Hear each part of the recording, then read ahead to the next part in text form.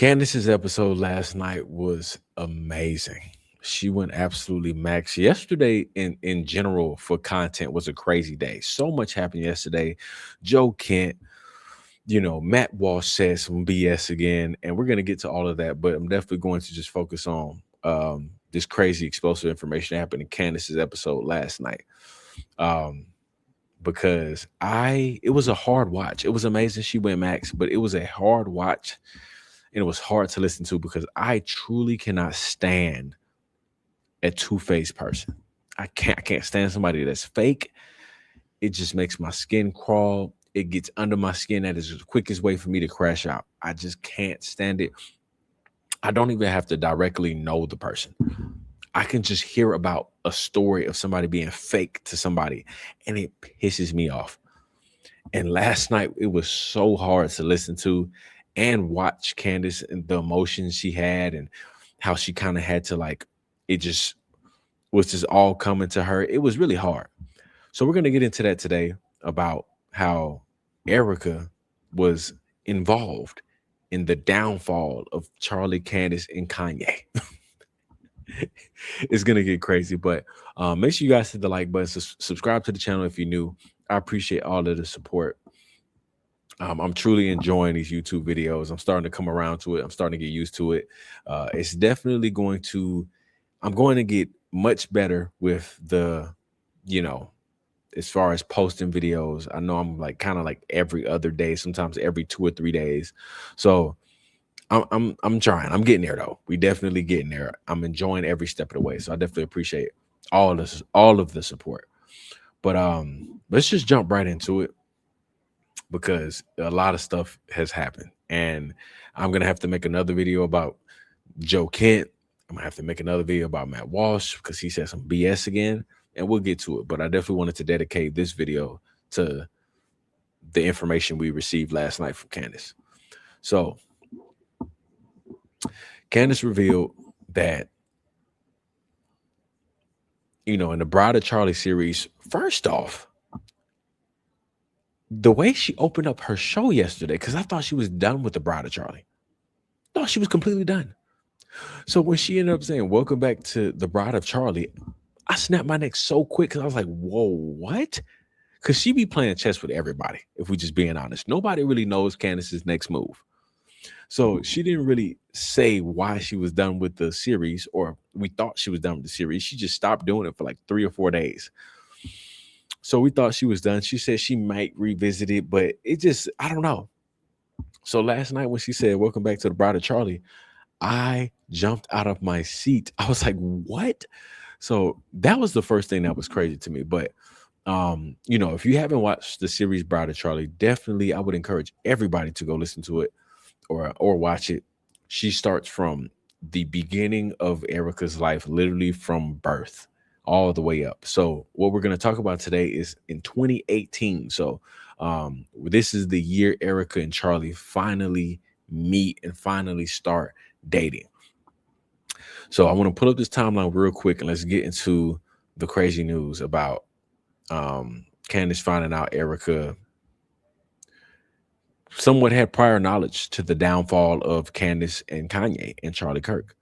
So the year 2018,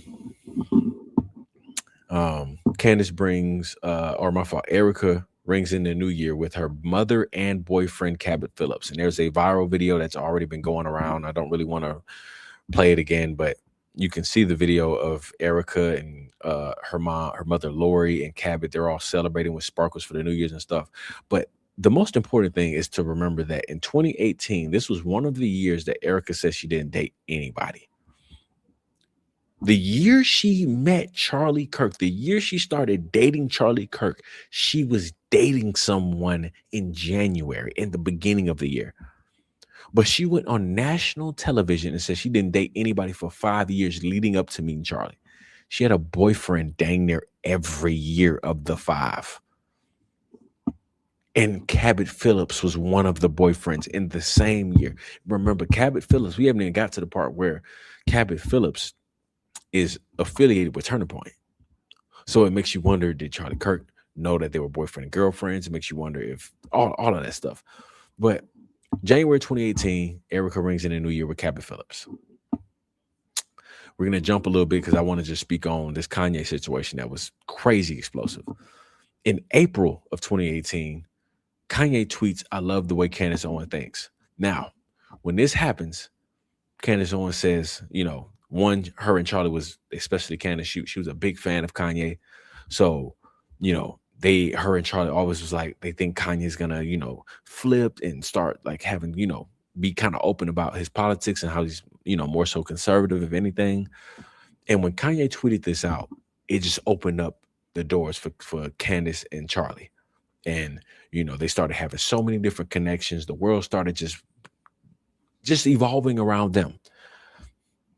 And she also said that once that happened, the following weeks and months, they started to realize that there were people that were put in place and entities that were trying to pull them apart. And we're going to get to that. But in April, Kanye tweets out, "I love the way Candace thinks." And Kanye and Candace, and they start collabing on the designs for Blexit. That's Candace's separate thing from Turning Point, that's affiliated with Turning Point. Kanye starts, they start having motion. Candace, Charlie, and Kanye start working together, and some motion is involved. So then in August, we're going to skip over May. ERIKA and Lori go to Israel. They see Charlie, whatever. We talked about that a little bit before. In August, Tyler Boyer flies out ERIKA from New York to the Turning Point office opening in Arizona. I don't really understand that at all. What is ERIKA doing in Arizona at a Turning Point office opening? Candace also mentions that she saw ERIKA there, but she didn't really know why she was there, who she was. And she kind of seemed like she was just somebody that was there for the vibes, maybe just congratulating everything, whatever. But she, Tyler Boyer made sure ERIKA had met Charlie that day. Weird stuff. But ERIKA meets Charlie in August. Then in September, apparently Charlie sets up this interview with ERIKA in New York City at Bob's Burger. We've heard about that as well. We've made a couple of videos about it with Bob's Burger. Charlie sets up an interview with ERIKA at Bob's Burger and tells ERIKA, "I don't want to date you. I don't want to hire you. I want to date you." And they run off in the sunset. ERIKA says yes, whatever. Completely weird. That's besides the point. I just want timeline purposes for this video.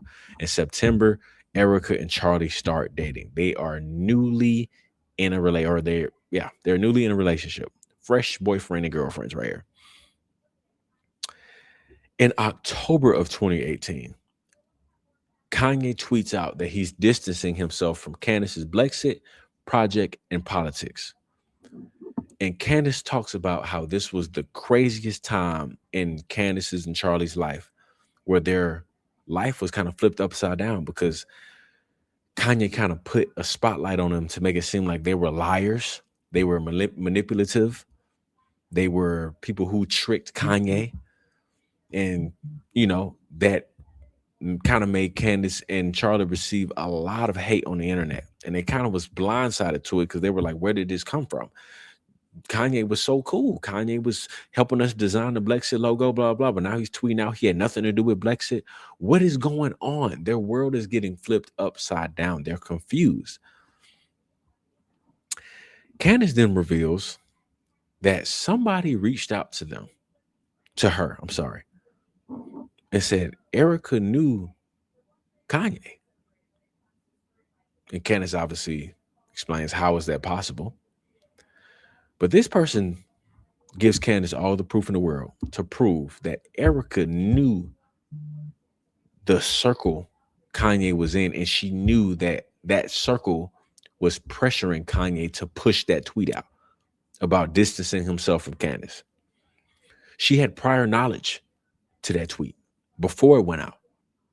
And she knew she was well aware what was going on and why he was forced to do it, who was pushing him. She was well aware. She had full context. But she was in Candace and Charlie's face playing, pretending to just be the new girlfriend, pretending, I'm so sorry. I had no idea, or not I had no idea. I'm so sorry that y'all are going through this. I don't know what's going on. Pulling that card. Whole time, she knows exactly what's going on. She's playing both sides. She knows exactly why Kanye tweeted that out. She knows it. That information made me sick. Because I'm just sitting here imagining ERIKA looking at her new boyfriend, right? They're fresh into a relationship. Watching him and Candace just stress out completely, how the internet just hates them now, how they don't know what happened to Kanye. Why is this happening? And she knew the whole time. And she's watching it. She's watching it happen. She don't say anything. She's playing the card of they have no idea that she knows Kanye's circle. I always say she knows Kanye because I don't care if it's directly or indirect. Direct or indirect. She knows him. She can't say she doesn't know Kanye. She knows him. She can't pretend like she doesn't know him on any type of level. And Candace and Charlie had no idea. This is what Candace says. She had no idea that ERIKA had any affiliations with Kanye. They had no idea. So this is why I talk about how Charlie was just deceived. For one, I don't think any woman in this world would just say yes at Bob's Burger to a date from somebody that was going to be your boss. I don't think any woman would, in their right mind, would say yes that quickly. She knew what she was doing. And to sit in Candace and Charlie's face and just watch them stress out, watch their lives just turn upside down, watch them probably have some of the hardest moments of their life, just sit there and watch it. And she knew the whole time. Why? She knew why Kanye was pressured. She knew before the tweet was going out that something was about to happen. She knew all of that. She could have easily said, hey guys, I even though she kind of would have snitched on herself if she was like, yeah, I kind of know why Kanye had to tweet that out. That she would have snitched on herself. But she knew all of this information and just watched Charlie and Candace crumble. It was so sickening listening to that story from Candace because I just don't think y'all understand. I think y'all do understand. But the level of sick you have to be Two-Face. Because in my mind, this is how I view it.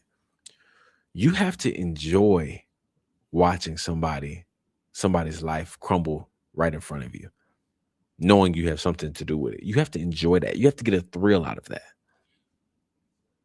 You have to enjoy pretending to be somebody that you're not. You have to enjoy being fake to somebody, knowing that they don't really know who you are. You get a thrill out of that. That's sick. That's a different level of sick. That's why I can't stand two-faced people, because I believe everything in life is intentional. Everything. If you did something to your spouse, significant other, it was intentional. And that's just my belief. You knew that there was going to be a consequence to your action. But in the way of somebody being two-faced, living a double life, man, that's sick. And I want y'all to listen to Candace and just pay attention to her emotions when she talks about this story, because I truly felt for her in this moment. And I can only imagine her reminiscing on how she felt in this moment, of how she felt so probably alone, her and Charlie, and how she just felt like, what happened? The whole world hates me now. And the whole time, the snake is in the room with you. Let's listen to what Candace had to say. I get reached out. Somebody reached out to me. Get reached out to by a young woman in New York. And she says to me that at this time, she said, oh, ERIKA knew Kanye. And I said, ERIKA didn't know Kanye. What are you talking about? ERIKA never knew Kanye. She said, no, ERIKA knew Kanye.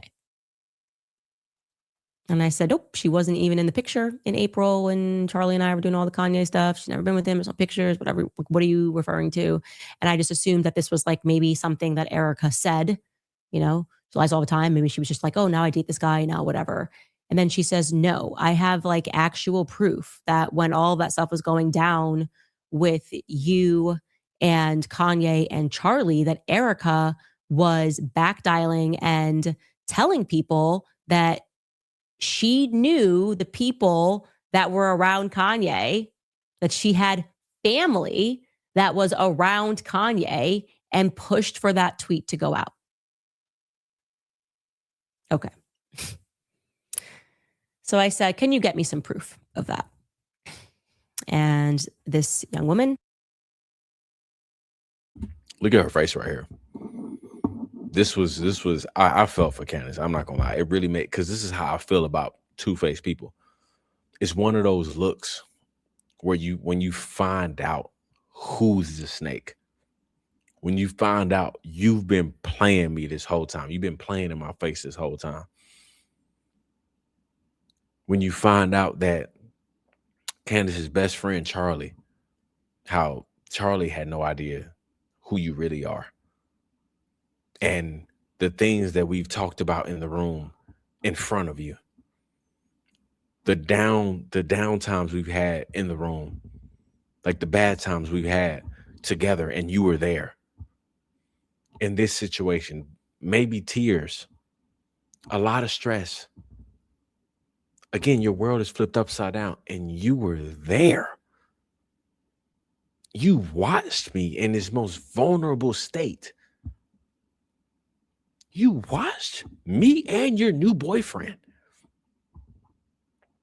have vulnerable moments over this. And you had prior knowledge to all of it? And you didn't say anything? You didn't say anything prior, nor when you seen your new boyfriend and your boyfriend's best friend going through it. You didn't think to mention anything to maybe help the situation? She couldn't. She couldn't at all. I think that circle, that family, ERIKA, in my opinion, was a handler. She was a handler. That's why I said she was assigned to Charlie. And that circle that's around Kanye were handlers. That's why she knows them. I don't think it's family. Then you got to think of it again in bigger picture. They ended up flipping on Kanye anyway. Kanye ended up bending the knee to that country, to that blue and white country, said whatever they wanted to. He stopped speaking his mind, and they ended up flipping on him anyway. It was sick watching this. Let's keep watching. In New York got me the proof of that. Proof that at the very least, ERIKA was making that claim.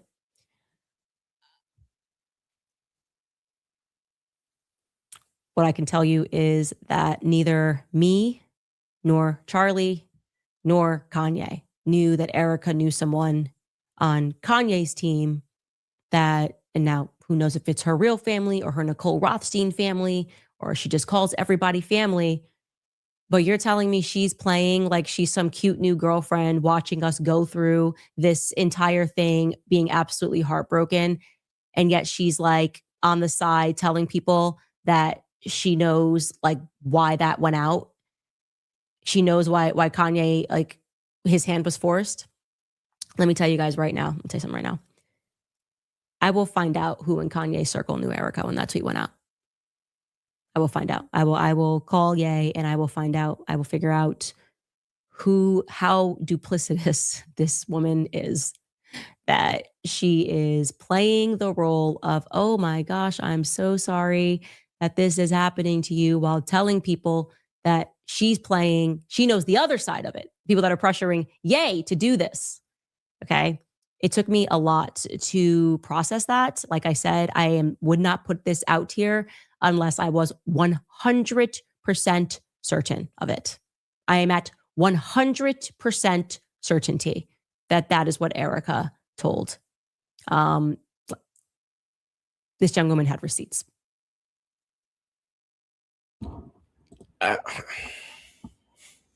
To listening to it again, Sorry for reiterating, but it really does get me kind of emotional. Just because I just don't like people that's like this, man. I really don't.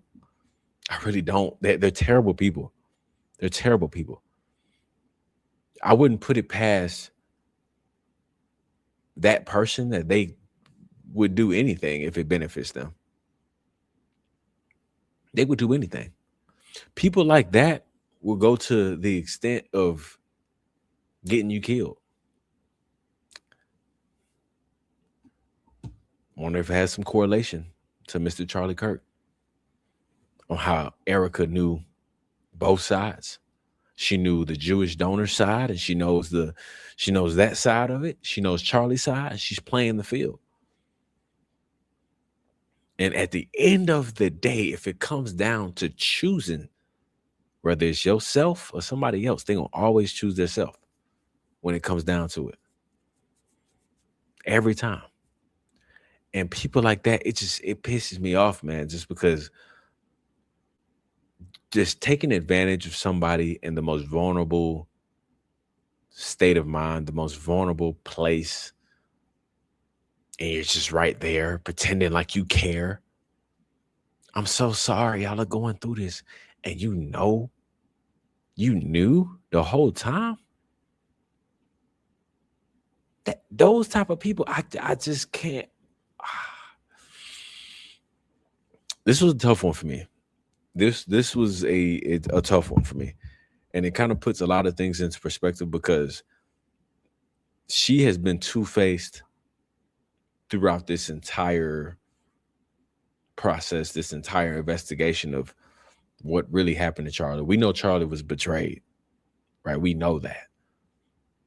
And I think with her history, I don't think it's too far-fetched to say she was one of the people that betrayed him. If she has a reputation of betraying people, come on. I don't know. I don't know. But this episode was definitely deep for me. And make sure you guys, drop in the comments what y'all think about this whole situation. Because yeah, this was one of those ones for me. Very, very, very heavy episode. But make sure you guys hit the like button again. Subscribe to the channel if you're new. I appreciate all of y'all support. And I'll see y'all on the next one.